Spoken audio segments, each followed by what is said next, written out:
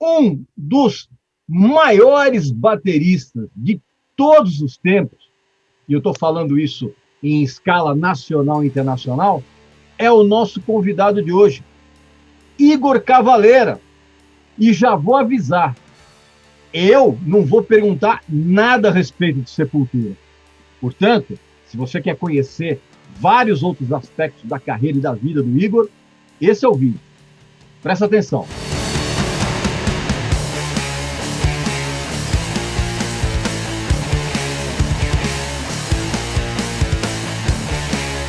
Você que é fã do Slayer, você tem que ter isso aqui, ó. Repentless, tá? Que é simplesmente uma HQ, né? Quadrinhos com capa dura, que é uma HQ, olha que legal, baseada naqueles 3 clipes do álbum Repentless, lembra? Que era formava uma historinha dos caras dentro da penitenciária, o Slayer tocando dentro da penitenciária, lembra disso? Pois é, era uma trilogia de clipes que agora está reunida nessa HQ aqui, ó, Repentless, que é muito legal. E você, meu amigo e minha amiga, principalmente você que é fã do Slayer, você pode adquirir, olha que bacana, muito legal, né? Olha aqui, vou até mostrar aqui para vocês, olha que legal, né? Pois é, meu amigo e minha amiga, você pode adquirir isso aqui com um exclusivo desconto, tá? Você não vai encontrar esse livro, é um livro, com um preço mais atraente na internet. E é muito simples, basta você clicar no QR Code, que você está vendo aqui na tela, ou no link abaixo, e colocar no cupom de desconto a tradicional palavra Regis Tadeu Indica, tudo junto. E você vai adquirir essa HQ aqui com um desconto sensacional. Então não esquece, clica no link abaixo ou na QR Code e preenche o cupom com Regis Tadeu Indica, tá? Você vai adquirir essa obra aqui muito legal com excelente desconto, beleza? Meu amigo e minha amiga, como eu disse agora na introdução aqui desse nosso papo, né, dessa nova entrevista aqui no nosso canal, eu vou conversar com um dos maiores bateristas de todos os tempos, no universo brasileiro e internacional, que é o nosso amigo Igor Cavalera, grande palmeirense. Tá feliz, né, Igor? Tô feliz, tô curtindo. Tem que curtir, que daqui a pouco acaba isso aí, né, mano? Dura pouco essa alegria. Tudo jóia, como é que vocês estão? Nós temos aqui, inclusive, a sempre presente companhia do Paulo Barão. Tudo bem aí, Paulo? Tudo bem, gente. Feliz aqui de ter o Igor, né? Pô, legal. Vamos bater um papo legal. Faz muito tempo que eu não converso com o Igor, desde a época que eu era editor da revista Batera, muito tempo atrás. E, meu amigo e minha amiga, é claro que antes você vai fazer a sua inscrição aqui no canal, vai visitar a nossa loja, que tem uns produtos muito legais. E eu quero avisar logo de cara, aliás, eu já falei isso na abertura na chamada aqui da nossa revista, que eu não pretendo perguntar nada ao Igor a respeito de Sepultura, cara, porque eu acho que, primeiro, que ele já está de saco cheio de ficar respondendo perguntas das viúvas. Eu não aguento mais ler isso. O Paulo, se quiser, ele pergunta, mas eu não vou perguntar, viu, Igor? Desculpa, mas estou fora dessa. Igor, eu queria começar esse papo primeiro dizendo a você que você, nos últimos anos, você tocou em álbuns de 2 dos meus nomes favoritos dentro do universo da música eletrônica, que é o do Soul Ox. Certo. Você gravou um disco com ele chamado From the We, de 2018, e do Ladytron, também, que é uma banda que eu adoro. Você gravou um disco, o auto-intitulado disco deles, em 2019. E esse envolvimento com esse universo eletrônico, ele vem desde os tempos que você criou aquele duo com a sua esposa, a Laima Leighton, que é o Mix Hell. E também, você agora, há uns tempos atrás, você soltou também um projeto chamado Pet Brick, junto com o Wayne Adams, que é do Big Lad, que tem um pouco dessa vibe eletrônica, mas é misturado com um metal industrial, com uma desgraceira toda que vocês fizeram lá. Eu queria saber de você o seguinte, cara. Quando foi a primeira vez que você ouviu algo desse universo de música eletrônica que te deixou absolutamente chapado? Foi alguma coisa do Prodigy, daquela turma, daquela primeira leva?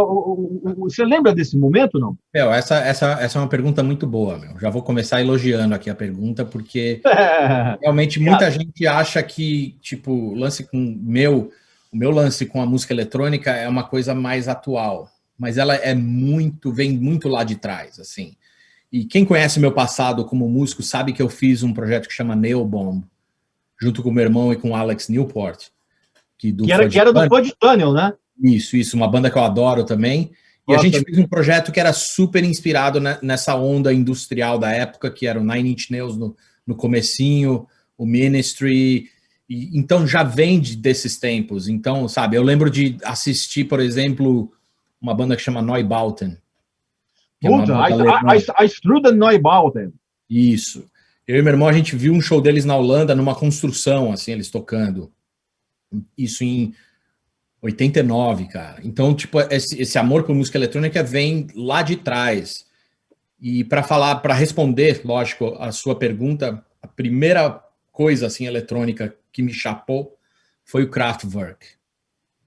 Eu lembro de, tipo, ouvir no rádio, ou tipo, antes de comprar qualquer coisa deles, de ouvir e de ter aquela coisa dos caras meio robóticos, assim, me chamou muito a atenção, porque eu curto esse lado um pouco sci-fi, assim, de Blade Runner, dessa mistura de um futuro primitivo, assim, que parece que você está no futuro, mas realmente você está lá no passado. Uhum. Então eu acho que a música eletrônica tem um pouco disso, de você fazer essas conexões, de você tá pensando numa coisa futurista, mas ao mesmo tempo é super tribal, é super, sabe, até mesmo... É meio atemporal quase, né? Total. Então bandas que nem o Prodigy, como você citou, os Chemical Brothers, ou até mesmo o Kraftwerk, assim, para mim são coisas que você tocou ela 20 anos atrás e você tocar ela agora, ela tem o mesmo impacto. Ela não é aquela coisa de modinha, só vamos fazer isso agora porque isso é legal. Então, sabe, são coisas bem especiais. É engraçado porque essa primeira leva, eles tinham muito aquela coisa de abrir mão da própria imagem, né? O Kraftwerk, por exemplo, quando ele colocou os robôs, era, na verdade, uma espécie de crítica bem-humorada, aquele culto à personalidade. Exatamente. Que sempre teve. Né? Então, não, vamos colocar os robôs aí, não somos nós, não. E é um negócio muito interessante.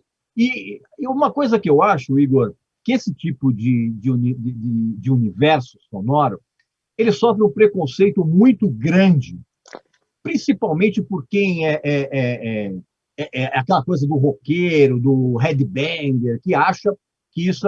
Cara, tem bandas, eu não sei se você concorda comigo, mas tem bandas, por exemplo, do universo eletrônico que são mais pesadas do que 60% do metal que existe. Você pega, por exemplo, o Asian Dub Foundation, por exemplo, que é um negócio extremamente agressivo, cara, é mais pesado que qualquer coisa de metal. Por que você acha que ainda... Oi, fala. Não, acho que um outro cara também que faz isso até hoje muito bem é o Aphex Twin, né? Nossa! Que é um monstro, assim, e tipo, tem...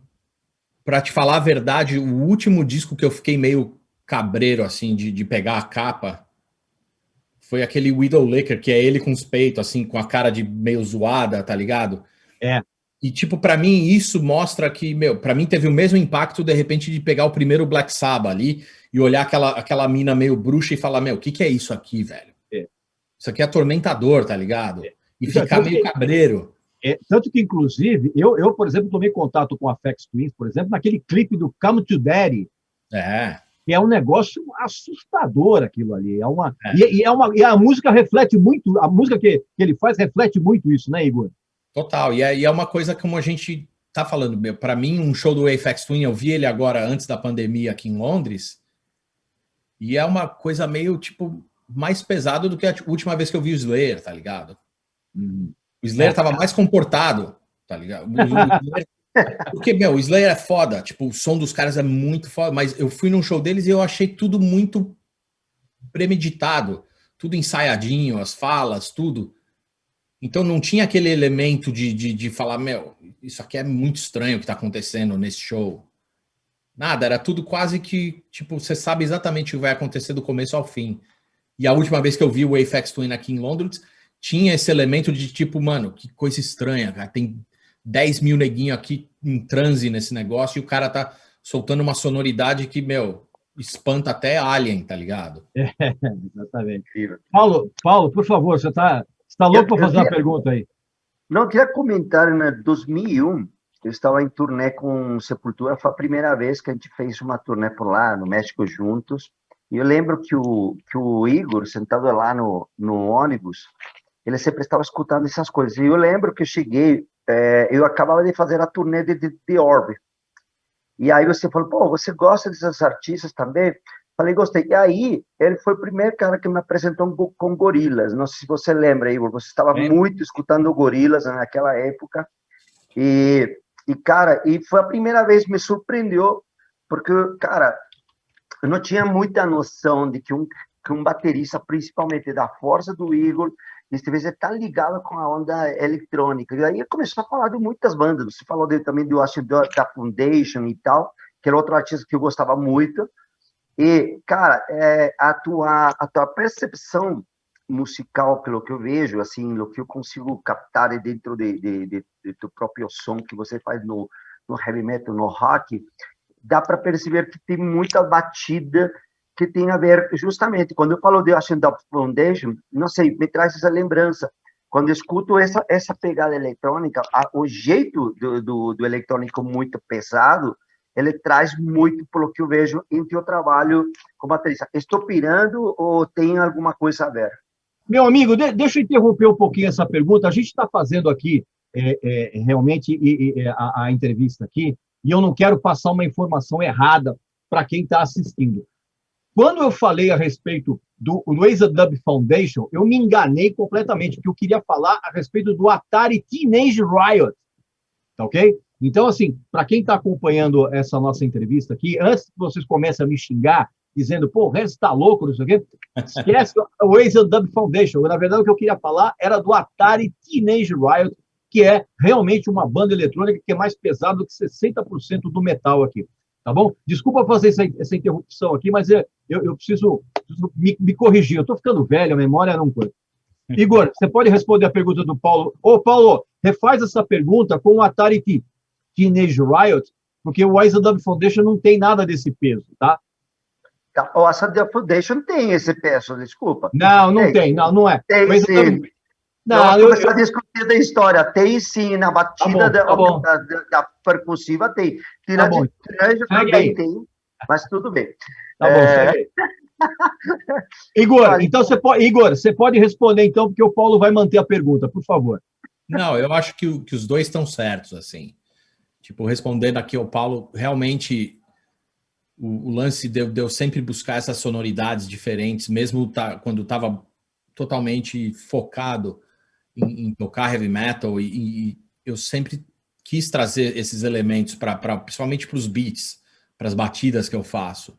Porque eu acho que, no fundo, eu acho que essa conexão tribal que existe entre certas coisas de música eletrônica e heavy metal, e vamos falar até de escola de samba, tudo isso, quando bate de frente assim no peito, você sente de verdade. Eu acho que esses elementos são muito, sei lá, coisa de tribo mesmo, sabe? E principalmente música eletrônica tem muito dessa coisa do transe, né? De você ficar fazendo ali uma repetição até todo mundo entrar naquela vibe, né? E eu acho que às vezes isso acontece muito com heavy metal, sabe? Tem coisas que certas batidas que se você vai fazendo ali durante 2, 3 músicas, quando você vê o lugar inteiro tá imerso naquilo ali, né? Então eu consigo ver essa conexão das coisas sem ter esse lado purista, que é muito chato às vezes, porque por um lado eu entendo de moleque, que quando eu tinha 14 anos, se você falasse para mim qualquer coisa que não era pesado que nem Motorhead, eu achava uma porcaria. Eu entendo essa rebeldia, mas eu acho que com o tempo a gente vai vendo que, meu, é besteira você ficar com esse purismo, assim, essa coisa muito... eu só posso ouvir isso porque eu não posso ouvir coisa eletrônica, ou até mesmo coisa que toca no rádio. Eu acho que tudo isso é importante como influência. Legal. O Igor, você realmente sempre foi um cara, e eu lembro mesmo nas primeiras entrevistas que nós fizemos lá no passado, que você realmente era um cara muito diferenciado dentro desse universo, porque você sempre foi um cara que manteve uma mente muito aberta, né? Depois que você fez 16 anos, 17 anos, você realmente, eu imagino que você tenha expandido bastante a tua percepção em relação a novos sons, inclusive, como você mesmo disse, todo o teu estilo surgiu dessa postura. Agora, me fala uma coisa, hoje, especificamente, a tua maneira de criar levadas e viradas, ela mudou com o passar dos anos, ou basicamente ela continua centrada naquela coisa da experimentação, de você, às vezes, porque você é um cara muito ligado em improvisação. Assim, eu vi algumas apresentações suas, inclusive com a própria Laima no Mix Hell e as suas participações em outros shows, e eu vejo que tem muito de improvisação em cima. Você continua com na hora de criar essas levadas, criar esses patterns, esses grooves, você ainda mantém basicamente essa postura, ou é uma coisa que você expandiu muito mais para o lance da improvisação? Cara, o lance da improvisação, ela para mim é muito importante, porque eu acho que, como eu falei, até cheguei a citar uma banda que nem o Slayer, eu sinto falta de umas coisas assim, mais, sei lá, mais do momento, de você, de repente, mudar um beat, mudar uma coisa e quebrar um pouco esse estigma de você tem que tocar perfeito, igual ao disco.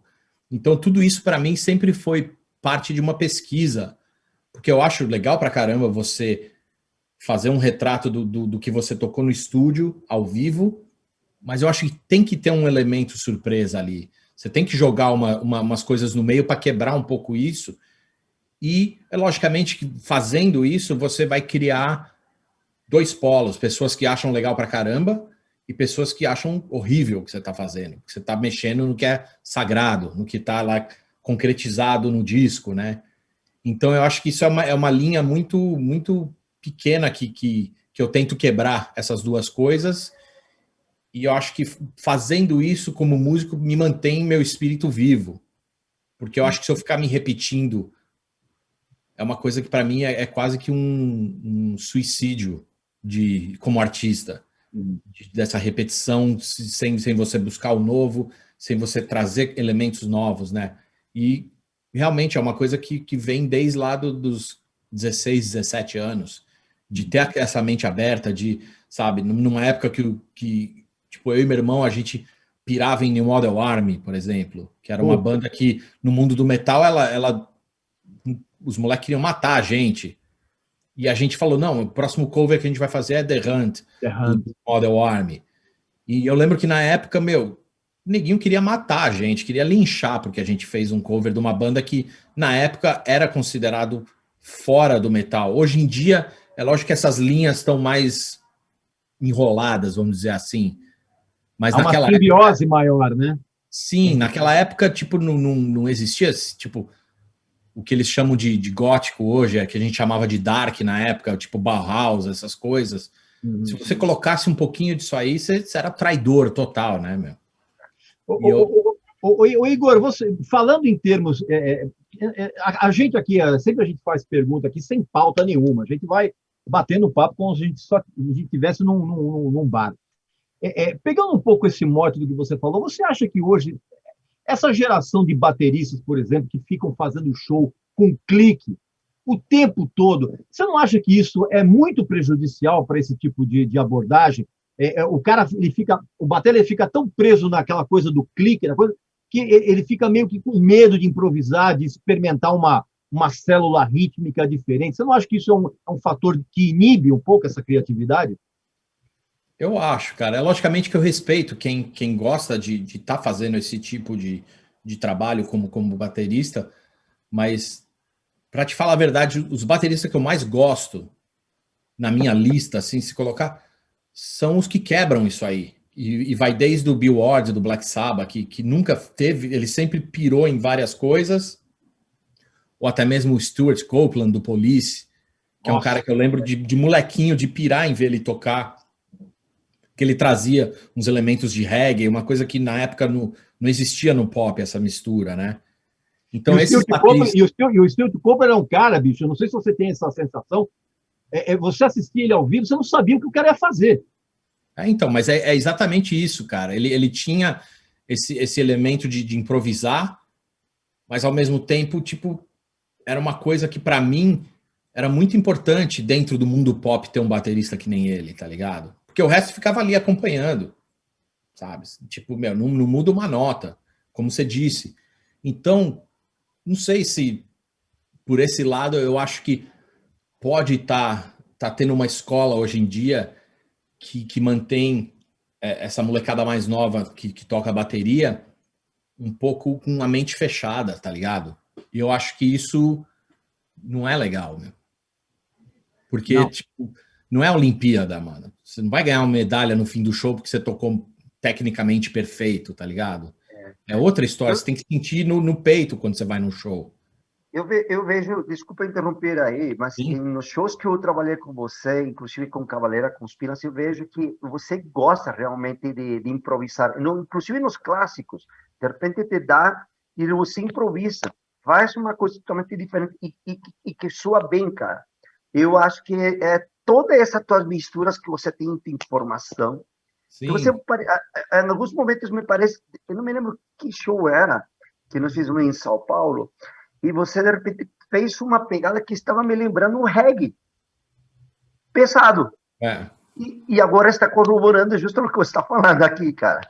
Não, mas com certeza, porque justamente essa coisa de quebrar é muito importante, cara, para qualquer músico e qualquer, tipo, pessoa que gosta de música, né, meu? Eu acho que esse lance de realmente buscar certas coisas que saem do normal, isso para mim é muito importante, principalmente para a molecada que está começando hoje, porque senão você acaba criando um monte de robô, né, meu? Que só quer tocar tecnicamente perfeito e quer fazer tudo do jeito mais perfeito do mundo, com o som mais perfeito.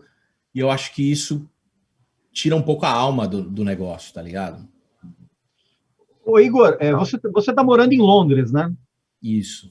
E Londres sempre foi uma cidade considerada como um cruzamento de diversas vertentes musicais, né? O próprio punk rock bebeu muito da música jamaicana, o surgimento do ska. Então, Londres tem essa... apesar de ser uma cidade muito...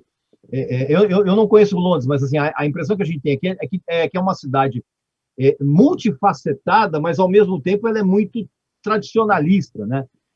Desde que você está morando lá, morando aí, como é que o fato de você estar morando em Londres afetou a tua cabeça musical?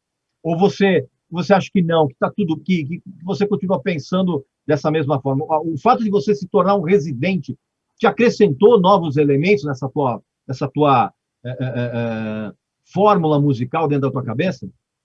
Cara, eu tenho que falar que Londres é um lugar que tem uma energia realmente diferente, como você mesmo citou, assim. Eu vou dar um exemplo assim muito louco, que eu moro no norte de Londres, então eu comecei a curtir o Arsenal, que é um time daqui. E aí eu lembro que a primeira vez que eu fui no estádio do Arsenal, eles tocam London Calling quando o time entra, do Clash. E aí eu perguntei para um cara, eu falei, puta, isso aqui é uma ocasião especial que eles estão fazendo isso? O cara falou, não, todo jogo eles tocam London Calling porque eles é o espírito londrino que eles tentam manter, e eu acredito que 2 caras do Clash eram Arsenal, então tem essa coisa. E aí eu fiquei pensando, eu falei, mano, isso é muito legal, cara, dessa coisa de Londres, porque querendo ou não, Clash é isso que você está falando, eles beberam no reggae, beberam em música eletrônica na época, e punk, logicamente, e eles mantêm isso. E aí, uma outra vez eu fui ver um outro time aqui em Londres que chama West Ham, que era o último jogo que eles estavam fazendo no estádio deles original. Eles iam mudar para o Estádio Olímpico que eles construíram. E aí eu vou no jogo, né? Porque eu fiquei sabendo que era o último jogo, fui lá assistir eles contra o Manchester United. E no meio tempo, como era o momento especial do negócio, teve um mini show do Cock Sparrer, aquela banda. Boa. Banda famosaça. E todos os caras são West Ham, tá ligado? Todos eles são. Desculpa, Cockney Rejects. Exato, tem razão. Que é uma banda punk aqui de Londres.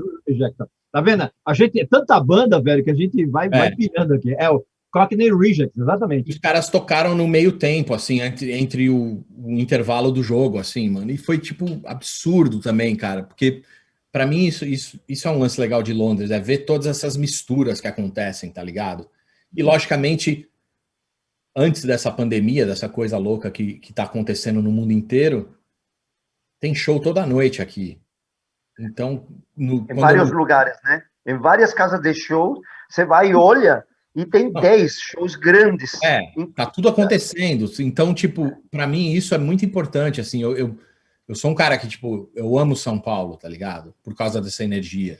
E aí, quando eu mudei para Londres, eu comecei a curtir muito tudo isso, essa coisa multicultural que tem dentro das cenas, né, que acontecem aqui. Então, para mim, isso foi muito importante como músico de estar vivendo isso, né? Esse momento aqui em Londres. Então, para mim, é uma coisa muito legal, cara, de aproveitar isso para jogar no que eu faço como músico, como em produção, no que for, tá ligado? Cara, como gancho, já que você falou do hino aí do Chelsea, né? Do Arsenal, perdão. Do Arsenal. Você, no 2013, gravou o hino do Palmeiras junto a Simoninha e o Branco Melo, não foi? Mano, eu tenho essa doença chamada futebol que eu curto, assim, eu tento me livrar, mas eu não consigo, tá ligado? Me persegue.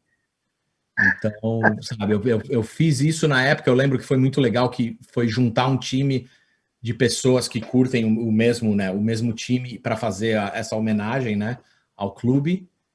E é meio isso. Quando eu cheguei aqui em Londres, eu comecei a ver que tinham essas coisas. Por exemplo, o Johnny Rotten, né, que é vocalista do Sex Pistols, ele é proibido de entrar no estádio do Arsenal. Porque umas 2 vezes ele arrumou umas confusão, cuspiu em gente, fez e aí ele não pode mais entrar no estádio, tá ligado?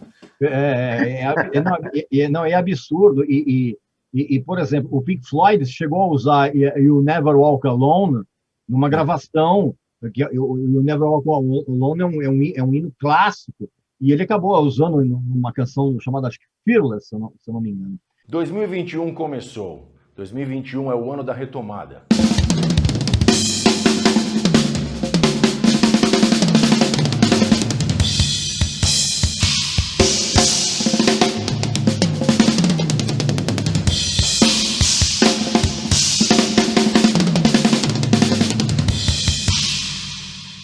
2020 foi um ano muito desafiador para todos nós. Não podemos deixar de nos ajudar nesse momento de retomada. Vou dar um desconto incrível no meu curso, justamente pensando em você. 50% de desconto. Mas não sei até quando consigo segurar esse preço. Portanto, seja rápido.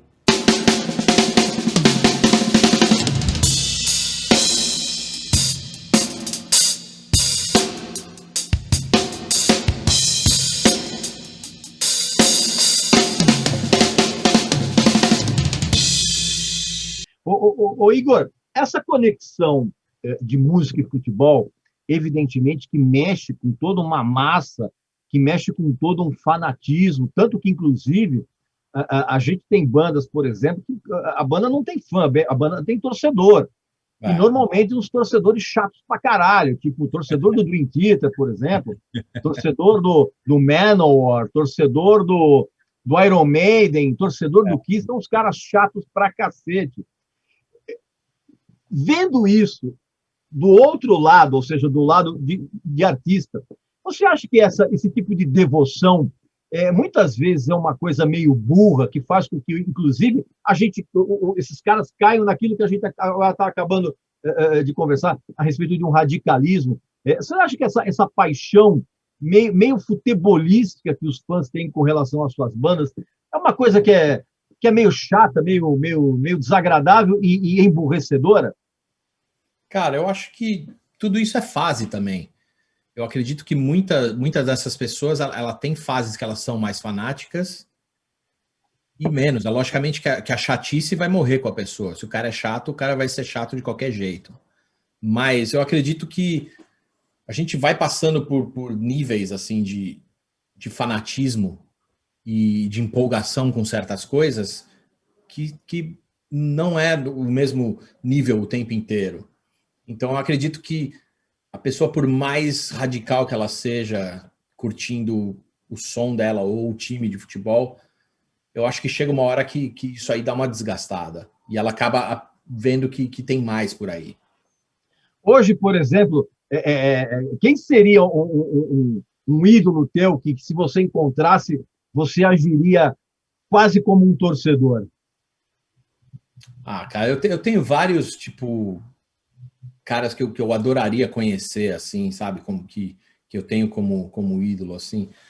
Com certeza, tipo, sei lá, um cara que nem o John Carpenter, que é um diretor de cinema que faz trilha Espetacular. sonora, que é muito foda, assim. Eu lembro que eu fui ver ele aqui em Londres tocar na noite de Halloween. Ele fez um show que era ele tocando todos os temas de filme com uma banda. É mesmo? Foi absurdo. Caramba. Inclusive, eu tava junto com o Lúcio Ribeiro, tá ligado? Sim. O Lúcio tava aqui em Londres, aí eu chamei ele para ir nesse show junto comigo. E eu lembro que depois do show, eu fui lá backstage, tinha um cara que deu um passe para mim, e aí eu pedi para tirar uma foto com ele, assim, mas ele tipo, vamos fazer a foto, mas não quero trocar ideia com você, tá ligado? E eu respeitei totalmente, o cara acabou de fazer o show, eu falei, beleza, quero só fazer uma foto aqui. Ele, não, tudo bem, tudo bem. Mas é um tipo do cara que eu adoraria trocar uma ideia, tá ligado? Eu adoraria, tipo, conversar sobre as trilhas que ele fez, sobre como foi descobrir a sonoridade que ele fez nos anos 80, sabe? Tipo, eu tenho essa coisa, meu. Às vezes eu vejo alguém, tipo, até mesmo fora da música. Eu lembro que eu tava uma vez numa festa em São Paulo e o Tony Alva, que é um puta skatista das antigas, tava no lugar. Aí eu pedi pra Laima, pra minha mulher, eu falei, tira uma foto minha com ele, por favor, meu. E eu, tipo, paguei de tiete total, tá ligado? Fiquei ali do lado do cara, assim. Eu tenho esses momentos pra caramba, meu. Ô, Igor, você falou é o John Carpenter ou John Williams, o John compositor? Carpenter. É o John Carpenter mesmo. Tá, Que então, foi o Halloween, tá ligado? então que é também diretor, né? Diretor e faz as trilhas. E faz as trilhas. Não, tá. É porque você falou trilha dos anos 80, eu falei, putz, será que é o John Williams? Bom, enfim, é o John Carter, ok, beleza. Cara, falando desses artistas mais velhos e tal, que você tocou com a Rita Lee, né? Em 2011, participou no CD dela. Você era fã de quê? Da Rita Lee, dos Mutantes antes, quando era mais jovem? Como que foi essa parada aí, estar tocando com ela? Cara, a Rita Lee é muito louco, porque eu lembro que eu e meu irmão, quando a gente era bem pivetinho, assim, a gente ouviu um disco dela e a gente, achou muito legal. E a gente nem sabia que existia Mutantes, tá ligado? Porque ela, querendo ou não, a Rita Lee, no fim dos anos 70 ali, ela era como, sei lá, uma Beyoncé, tá ligado? No Brasil. Ela era uma coisa assim que tocava em novela, fazia trilha da novela. Então era tipo um mundo pop, mas ela tinha essa coisa um pouco roqueira na época, e eu lembro que eu e meu irmão, a gente pirava nela. E aí eu lembro que a gente tava num desses eventos da MTV, ela tava lá, tá ligado? E a mesma coisa, eu e meu irmão, a gente ficou beliscando um outro, a Rita Lee, cara, puta que foda, mano, que animal, ela tá aqui, sabe? E aí eu lembro que a gente, logicamente, gravou uma música dos Mutantes, né, na época que a gente era da gravadora Eldorado, eles pediram para fazer esse, que chamava Sanguinho Novo, que era um monte de banda fazendo cover de Mutantes, e aí a gente escolheu a hora e a vez do cabelo crescer, e então foi inclusive uma ideia do Miranda na época, né, que ele chamou a gente para fazer isso, e foi legal pra caramba, cara, mas a Rita Lee realmente foi uma dessas pessoas que, eu lembro que eu e meu irmão, a gente ficou tipo, mano, que foda, cara. A Rita Lee tá aqui no quarto com a gente, tá ligado? Ô, Igor, Igor, hoje em dia, a gente tá vivendo realmente uma época muito maluca, não só apenas por a pandemia, não apenas por esse processo de emburrecimento coletivo que a gente vê, esse Grenal político maluco que a gente vê por aí.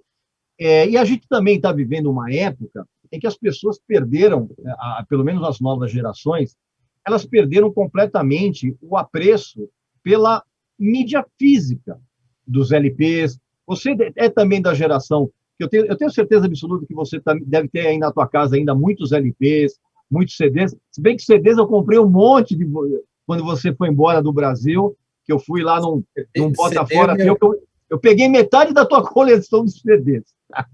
CD eu não tenho apego, cara. CD é uma das poucas coisas, mas eu tá tenho tudo que te falar. Aqui, viu? Metade da tua coleção tá aqui em casa. Então tá em boas mãos, cara. Mas eu continuo colecionando vinil e na minha mudança que eu fiz aqui para Londres, as únicas coisas que eu não me livrei, vamos dizer assim, foi meus discos e livros, tá ligado? E aí algumas coisas de arte, assim, que eu e minha mulher a gente coleciona. O resto a gente passou tudo para frente para mudar para Londres, que era realmente um projeto de enxugar o que a gente tinha em São Paulo e vir para cá com uma coisa mais simples. Mas, logicamente, a partir do momento que eu cheguei em Londres, eu continuei comprando disco.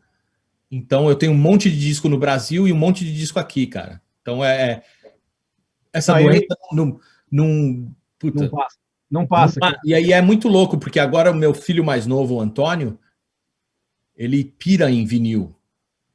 Então, é uma coisa que, tipo... logicamente que, ele ouve a maioria, 99% da música que ele ouve é no telefone dele. Mas ele adora... Como todo mundo da geração, né? Todo mundo, e tipo, tá tudo certo, cara, sabe? Eu acho que... Mas é legal ver também que ainda tem gente que curte, como eu falei, pirar numa capa de um disco, colocar um disco e ficar ali, ao invés de ter o videoclipe, que é uma coisa que... É uma viagem, né, cara? É uma viagem, né? Você ver o encarte, tudo, é uma viagem. Para mim é a melhor coisa, porque eu acho que... Até lembro, tipo, quando começou a coisa de videoclipe, eu achava que o videoclipe era, tipo, quase que um estraga-prazer do negócio, porque você já dava uma imagem do que você queria passar na música. Então você, tipo, meio que quebrava um pouco da mágica de repente, ter uma capa de disco muito louca ali que, tipo, você ficava viajando e, de repente, era outra coisa que o músico queria representar, tá ligado? Então eu acho que o videoclipe quebrou um pouco disso, meu. É porque o videoclipe ele levou a tua imaginação, a nossa imaginação, para onde eles queriam, não para onde a gente achava que... Você pegava, por exemplo, aquelas capas do Yes, ou aquelas capas Pô, você pega a própria capa do Killers, do Iron Maiden, que é um negócio absurdo, e aí você fica imaginando aquilo, só que o videoclipe ele já te direciona. Então, a tua imaginação já foi pro vinagre, né? É muito louco, e é legal que o Paulo falou, porque realmente é uma viagem, cara, você pegar uma capa de disco foda. E é exatamente isso. Hoje em dia eu ainda faço isso, principalmente durante esses tempos que eu parei de fazer turnê por conta de pandemia, de tudo. Eu comecei a revisitar um monte de disco meu aqui. E, o que eu faço é exatamente isso. Eu coloco o disco ali, eu pego a capa e, eu fico viajando ali durante, sei lá, 20, 30 minutos, tá ligado? Igor, tem algum disco? Oi, Paulo, perdão. Só para não esquecer essa pergunta. Sim, tranquilo. Igor, tem algum disco que você falou que você está reouvindo certos discos e viajando. Tem algum disco que você reouviu e ele hoje soa ainda melhor do que foi na época? Cara, outra boa pergunta, assim, porque tem coisas que, tipo, realmente, como eu falei, como Kraftwerk, esses clássicos, assim, que você ouve, tipo, e dá o mesmo impacto que deu há 20, 30 anos atrás. E tem algumas coisas que, logicamente, que também não envelhecem tão bem. Tem disco que às vezes eu coloco e eu falo, putz, mas essa produção é meia boca pra caramba, né, meu? Sabe? Até falando eu mesmo, sabe? Se eu pego ali o Morbid Visions que eu fiz quando eu tinha 14 anos, eu coloco, eu falo, mano, que produção capenga que a gente tinha ali, cara. E logicamente, não é que eu me arrependo, é parte da minha história aquilo ali. Eu aprendi é uma Polaroid daquela época, Igor. Total. Então, sabe? Mas é logicamente que, para mim, a coisa que me incomoda um pouco é porque aquilo não retrata o que a gente estava tocando naquela época. Porque se você visse, tipo, o que a gente estava tocando com 14, 15 anos numa gig, ou até mesmo no ensaio, era outra sonoridade. E aí, quando a gente foi colocar aquilo no disco, ela ficou muito meia boca, tá ligado? Mas também, Igor, porque as pessoas na época não sabiam gravar metal no Brasil. Não, Se não. você pegar discos de metal daquele tempo, você pega. Vou dar um exemplo. Você pega bandas de metal da época. Não é só vocês. Stress, Antares, essas bandas. Cara, você ouve os discos, você fala, cara, isso é muito mal gravado, muito mal captado. Exatamente. Mas você não tinha gente especializada em gravar metal. Tinha gente, tinha estúdio, por exemplo, que não conseguia saber gravar rock. Não, eu lembro que a gente chegava com as guitarras, os caras falavam, meu, tá quebrado isso aí. Colocava distorção, o produtor falava, mano, tá zoado aí sua guitarra. Aí meu irmão falava, mano, zoado tá sua cabeça, mano. É assim que eu vou tocar, tá ligado? Mas, enfim, Igor, qual foi o disco que você reouviu? Você lembra de algum que você reouviu e que ele hoje soa para você, bate em você de uma maneira ainda mais forte do que na época? Cara, eu vou falar uma coisa meio óbvia, assim, muito... pode até ser clichê, mas outro dia eu coloquei o primeiro Black Sabbath para eu ouvir. E foi de arrepiar o nível daquele disco de tão foda que ele é, tá ligado? E a gente tá falando de, 1970, o ano que eu nasci. Exatamente. Aquele disco... Foi o primeiro disco que minha mãe me comprou importado, bicho, com 10 anos de idade. Que presentaço, hein? Pô, né? Não, essa história eu conto. Todo pessoal que me pergunta. Cara. A minha mãe chegou para mim e falou: Olha, meu filho, eu vou te comprar um disco importado. Aí eu fui na loja e eu falei: Olha, eu quero um disco de rock importado. O cara da loja chegou para mim: Ó, acabou de chegar isso aqui. O cara pegou, botou, mostrou para mim o primeiro do Black Sabbath. Eu já pirei com o negócio da bruxa. Quando eu cheguei em casa, que eu botei na vitrolinha, que era vitrolinha, que era o barulho da chuva, o trovão, e quando entra aquele riff do Tony Iommi, cara, eu fiquei uma semana dormindo com a luz do quarto acesa, de cagar. Então, mas esse é um disco que hoje você ouve ele e ele não perdeu nada, velho. Ele é muito incrível, foda, sabe? A sonoridade, a intenção dos caras, tá tudo ali, meu. E você sabe o que é o pior, Igor? Eu não sei se você concorda comigo, mas o Bill Ward é um dos bateristas mais criminosamente subestimados de todos os tempos. Cara, isso aí eu falo em toda entrevista minha, quando eu falo de baterista, para mim, o Bill Ward é tipo o número 1. Para mim, ele para mim é que nem o Hendrix na guitarra. O Bill Ward, para mim, as coisas que ele fez na batera são, tipo, muito acima do nível de todo mundo que na época, tá ligado? Porque ele era um cara que tinha uma pegada monstro, mas também tinha uma coisa meio psicodélica que ele colocava. Ele colocava uns overdub de conga, coisa tipo... Então, umas coisas para mim que ele tava muito além de todo mundo, tá ligado? Um passo na frente de todo mundo. E concordo totalmente. Quando todo mundo fala... Claro que você fala de John Bonham, do Led Zeppelin, é lógico que o cara é um monstro, mano. Não tem como negar. Uhum. Tipo, a sonoridade que ele tirou da bateria, ninguém nunca vai tirar igual. Mas eu acho que o Bill Ward, para mim, ele tá ali no mesmo nível, cara. Então, você sabe que a sonoridade do John Bonham, o som de bateria, não era dele. Era do Jimmy Page. O Jimmy Page que microfonava aquilo de uma tal forma. Tudo bem, o John Bonham Não, é monstro, mano. Mas uma outra coisa também que eu acho que tem muito a ver é que, se você prestar atenção, a guitarra do Jimmy Page é muito mais fraca sonicamente do que do Tony Iommi. Ah, sim. Então dava muito mais espaço pro John Bonham. Se você tem uma guitarra que nem do Tony Iommi, que querendo ou não é o guitarrista mais foda de todos os tempos, assim, ninguém vai criar riff que nem ele, tá ligado? Pra você bater de frente com aquela guitarra ali, mano, é foda. É impressionante mesmo. Oi, Paulo, fala.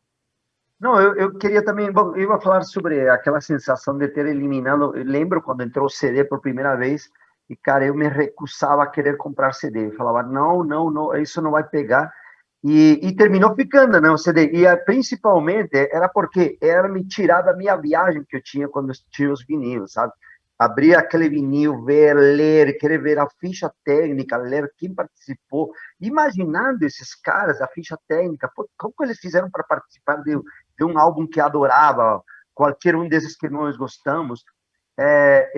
Hoje, você não ter a possibilidade já o CD diminuiu tudo. Agora, então, quando chega já no celular, fudeu tudo, né, cara? Porque você já nem sabe quem que participou, quem não participou, o que aconteceu aí no meio de toda essa parada, quando tem pessoas tão importantes que ainda estão participando, seja na produção, seja como assistente de vocais, de tudo. E hoje fico perdido isso, ficou muito banal, né? Uhum. Ô, Igor, você acha que hoje, já que o Paulo tocou nesse assunto, você acha que hoje os serviços de streaming, eles ajudam realmente o músico a divulgar o seu trabalho, ou, na verdade, eles prestam um pouco de desserviço em relação a essa futilidade da audição? É complicado, porque eu acho que, como tudo, assim, tem os dois lados da moeda, sabe? Eu acredito muito que não só os serviços de streaming, mas a internet em geral, ela criou uma coisa muito legal, porque foi a coisa da curadoria. Cada um pode fazer a sua própria curadoria do que você quer ouvir, do que você quer. Em uma época que eu lembro de moleque, que você era meio forçado a ouvir certas coisas. Se você quisesse, por exemplo, passava um show na TV de videoclipe, ia passar um vídeo do Motorhead, você tinha que aguentar 500 vídeos que você não queria assistir para ver aquele vídeo. E hoje em dia você meio que cortou essas coisas. Então, por esse lado, eu acho super positivo da molecada de hoje conseguir fazer o próprio caminho deles, não ter essas necessidades de estar sendo exposta a muita porcaria. Mas eu acho que pelo lado do streaming, ele é super complicado, porque ele realmente tira muito isso que o Paulo falou, do mérito de quem fez os discos. Ele dilui tudo isso para um formato que ele é muito, sei lá, quase biodegradável, assim, vamos colocar. É uma coisa que, tipo, é feito para você ouvir e esquecer. O próprio áudio já é comprimido, né, cara? O áudio já é comprimido e o jeito que ele é colocado num sistema tipo Spotify, assim, ele não é feito para você criar essa paixão. Ele é meio descartável. Eu acho que é aí que está o problema. Você acaba ouvindo música, a molecada acaba ouvindo música como trilha sonora para uma outra coisa que ela está fazendo, não necessariamente. Né? Paulo, a gente já está. Caramba, já estamos batendo o horário aqui. Você quer perguntar mais uma coisa, Paulo? Sim, eu queria saber sobre o Nile Bomb. Se existe alguma possibilidade de fazer alguma coisa, cara, já que você e teu irmão estão sempre aí inventando novas coisas. O Igor, e o próprio Cavaleira Conspiracy, né? Como em que estágio está? Assim que terminar essa pandemia, a gente pode realmente ter a possibilidade de ter um novo projeto com o Nail Bomb, com o Cavaleira Conspiracy? Como é que está tudo isso aí?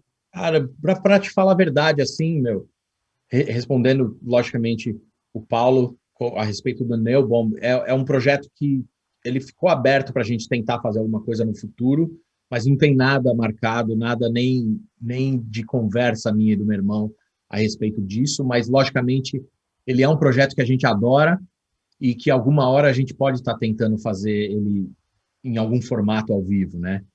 E aí, logicamente, eu e meu irmão, a gente tem conversado bastante também sobre o que fazer nesse futuro próximo aí, dentro de música que, querendo ou não, tanto eu quanto ele, a gente não para de fazer coisa, né? A gente está envolvido em vários projetos, tentando fazer várias coisas diferentes, mas tem uma ideia de até o fim desse ano agora gravar alguma coisa do Cavaleira e vamos ver se num futuro próximo a gente possa apresentar isso como um show, né? Eu não sei qual vai ser o formato.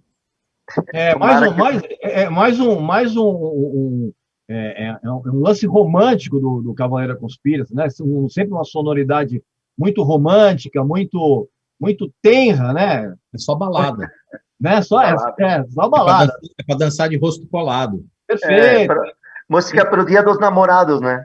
Não, o Cavaleiro Conspires, para mim, é a trilha sonora perfeita para o rapaz pedir a mão da namorada em casamento para os pais evangélicos. É isso aí.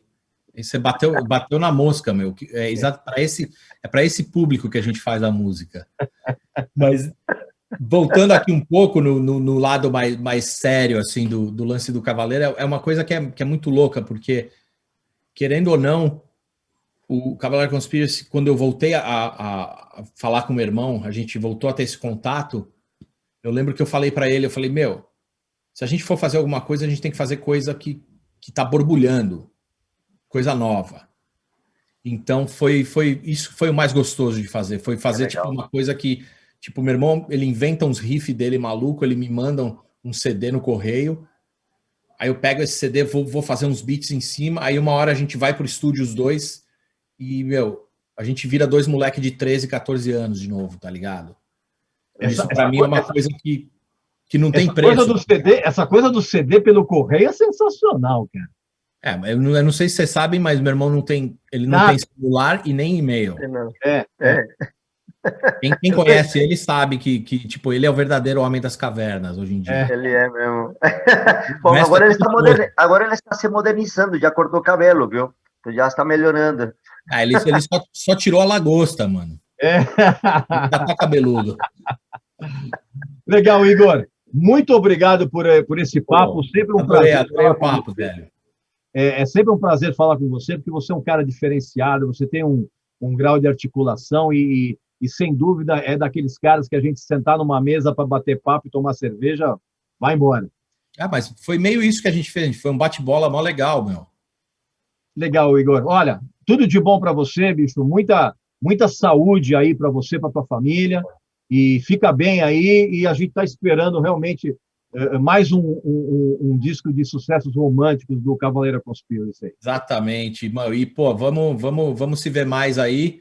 Um abração pro Paulo. Meu, Regis, valeu mesmo, cara. Eu acho que logo a gente vai se ver, cara. Vamos manter essa energia positiva aí, meu. Exatamente. Um abração. Valeu. Até mais. Meu amigo e minha amiga, você acabou então de assistir a esse papo espetacular com esse cara que é absolutamente diferenciado, que é o Igor Cavaleira. Claro que você vai fazer a sua inscrição aqui no canal, você já sabe como faz, eu não vou explicar porra nenhuma para vocês. Também visite a nossa loja, que tem uns produtos bem legais. E não esqueçam de comprar o livro do Paulo Barão, Rock All My Dreams, que tem umas histórias sensacionais e um monte de lambança que ele fez na carreira dele, que são as coisas mais engraçadas, tá bom? Então, para quem está terminando de assistir aqui, um abraço e saúde para você, para sua família e para os seus amigos. Tchau!